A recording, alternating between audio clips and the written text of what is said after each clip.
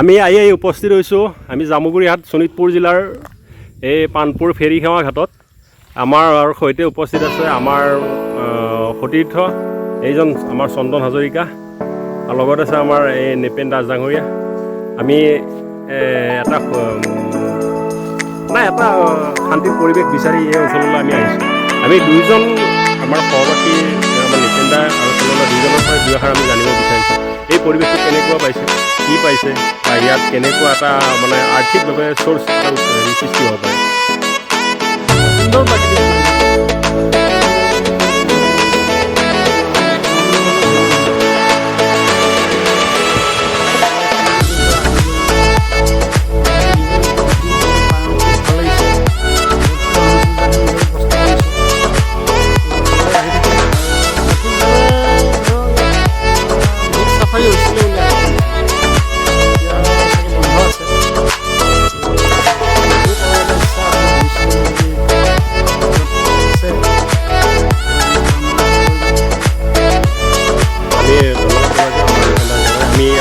জানিব বিচাৰিছোঁ আমাৰ চন্দন হাজৰিকা ডাঙৰীয়াৰ পৰা দুষাৰ তেওঁ কি কয় এই বিষয়ে।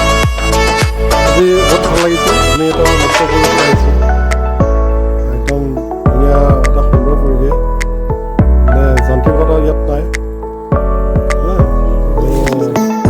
মনটো লাগিছে, ভাল লাগিছে। আমি দেখুৱাইছোঁ আপোনালোকক সম্পূৰ্ণ এটা সুন্দৰ পৰিৱেশ। কাজিৰঙাৰ কিছু দাঁতিকাষৰীয়া অঞ্চলৰ পৰিৱেশ, এই দাঁতিকাষৰীয়া অঞ্চলৰ এই নদ নদী কিছু হৈ গৈছে, আৰু এইসমূহ আমি দেখুৱাইছোঁ। কিছুমান লোকে হয়তো জনা নাই যে পানপুৰ ঘাট বা ফেৰী সেৱাৰ অঞ্চলটো কেনেকুৱা। আমি সেই পৰিৱেশটো আমি দেখুৱাইছোঁ। এটা সুন্দৰ পৰিৱেশ, গছ গছনি, হাবি জংঘল, জীৱ জন্তু সকলোৰে ভৰপূৰ, আৰু এইসমূহ অঞ্চল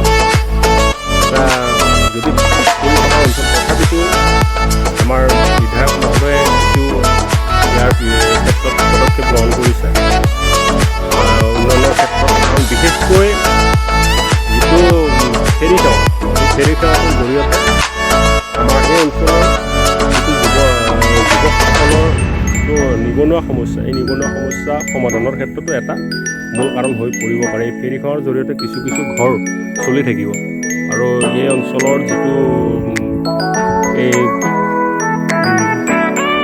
মেডিকেলৰ ক্ষেত্ৰতে হওক বা শিক্ষা দীক্ষাৰ ক্ষেত্ৰতে হওক, হয়তো আগৰ তুলনাত বহুতেই আগবাঢ়িছে। সুন্দৰ পৰিৱেশ আমি দেখুৱাইছোঁ আপোনালোকক।